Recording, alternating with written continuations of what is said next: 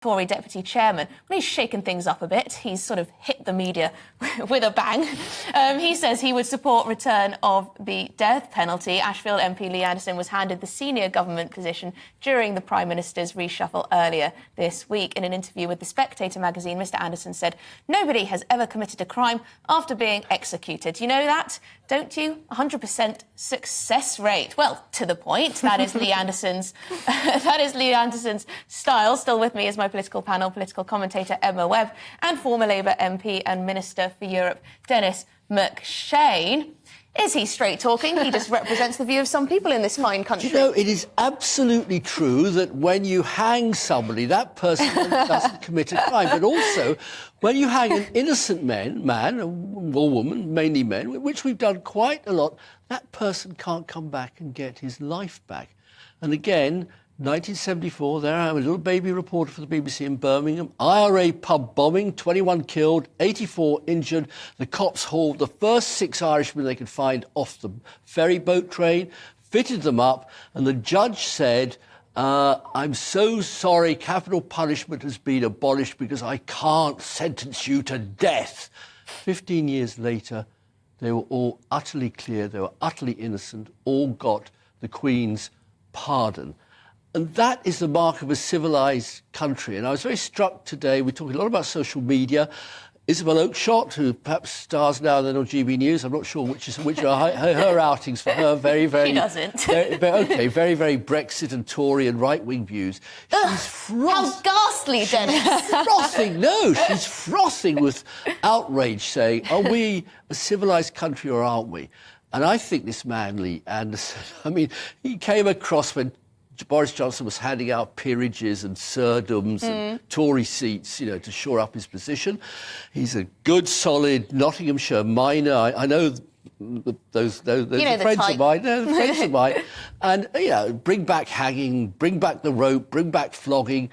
But I think Mr Sunak, you know, who's a very dainty little sort of Goldman Sachs banker, very weak, wobbly, no connection to the British people. I think the majority of people, certainly where I live in Westminster, it's a Tory seat, Nikki Aiken, nice woman, she's come out supporting this man. She's going to lose so many votes with the middle-class bankers, accountants, lawyers, think tankers, civil servants in Westminster. Presumably, Rishi Sunak thinks this is a good way of having something for everyone. He's, you know, very different from Lee Anderson. He can appeal to one type of Tory, and Lee Anderson can appeal to another type of Tory. Job done. I think that this appointment is a really smart move from Rishi Sunak, and so long as it goes well, it's probably their only chance of doing reasonably well in the Red Wall, because Lee Anderson is very popular with that demographic for obvious reasons. And now I absolutely adore Lee Anderson. I think that he's wonderful. I agree with him on most things. Go on, what does it for you? I do not agree with him on the death penalty, though, for the same reasons as you just described. I don't think that you can ever really be fully sure enough to sentence somebody to death, although he has made the point that in the case of, say, someone like the murder of Lee Rigby, that if something is caught on camera, you can be absolutely sure. But for me, it's more that I don't think that the state should ever have the right to be able to we already do it at battle. That's true, but I think the ethics of war are a very different thing to punishment in a domestic sense.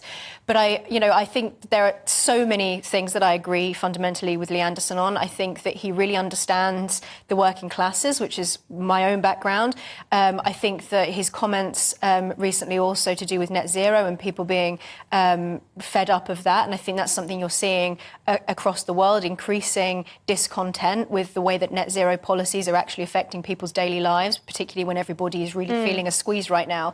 So I think Lee Anderson is really a man of the people. He understands the base in the Red Wall, the people who famously lent the Conservatives their vote in 2019, in a way that the rest of the leadership of the party just simply don't understand. So I think it's a fantastic appointment, even if I don't agree with him on the death penalty. But we shouldn't demonise people in the way that I think he has been, when people calling him 30p Lee and things like that. I think a lot of that is actually just old-fashioned snobbery. Oh, there's so much snobbish